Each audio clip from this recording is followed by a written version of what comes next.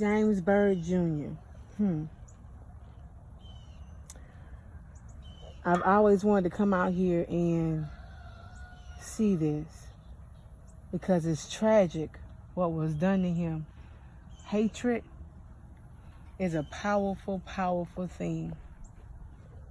Hatred is powerful. Hatred took this man's life for no reason whatsoever than the color of his skin. But the thing about it is, love is more powerful than hatred. So then we have to ask ourselves, what do we do so this won't happen again? We just came out here in Jasper for a rally for so many people who were killed, were murdered senselessly, either from racism or from envy from within a race, genocide, as people were calling it. It's sad. But I do know one thing, that we do serve a God that sits high and looks low. And 2 men have already paid in the justice system for his death, and one is serving a life sentence right now who says he just didn't realize what was going on, or whatever he said, which was a lie. When I came to Jasper today, when we hit the city, the spirit of oppression almost choked me in this city, which tells me that people in this city are afraid. People in this city are scared. People in this city are still held prisoner by the racial boundaries in their minds that exist within this city.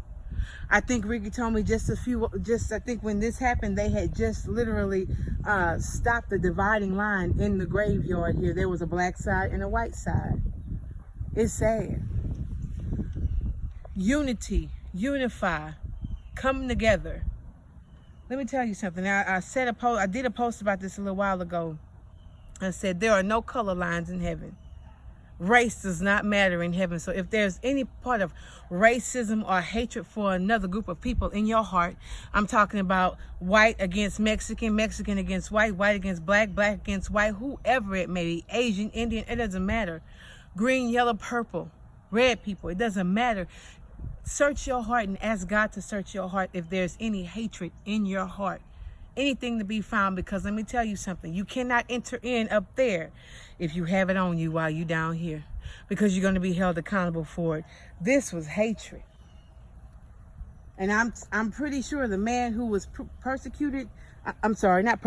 executed for the death of James Byrd Jr., the 2 men who were executed, died with hate in their heart. Because one of them was asked, wasn't he, if he would do it again, and he said he don't regret it. He didn't regret it. He would do it again. When you already in prison and you're saying that you would do it again, why? Because a black person was nothing more to you than a thing, a porch monkey, a dog, a nigger. We're not niggers. We're not monkeys. We're not savages. I'm telling this to all races and to our own race. The women are not sluts and whores and this and that. We're not jigaboos. We are people. And it's time for us to stand up and be recognized. And it's time for the whole world to recognize who God has made us. People with authority, people with integrity, people with wisdom that goes far beyond what even anyone can even fathom. It's time for us to know who we are. This really breaks me down to see they had to put this around his grave because people kept vandalizing it. A gate. They had to gate it and lock it up. You know? They had to gate it and lock it up to keep people. And what did this man do in this neighborhood? Nothing. He did nothing to deserve what they did to him. So I'm going to finish it like this here.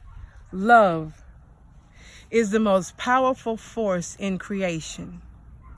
Love can move mountains. Love can change lives. Real, true, pure love can always make a difference. I'm talking about love for all of mankind, not just for people who look like you. And that's all I got to say. God bless you guys. Straight up.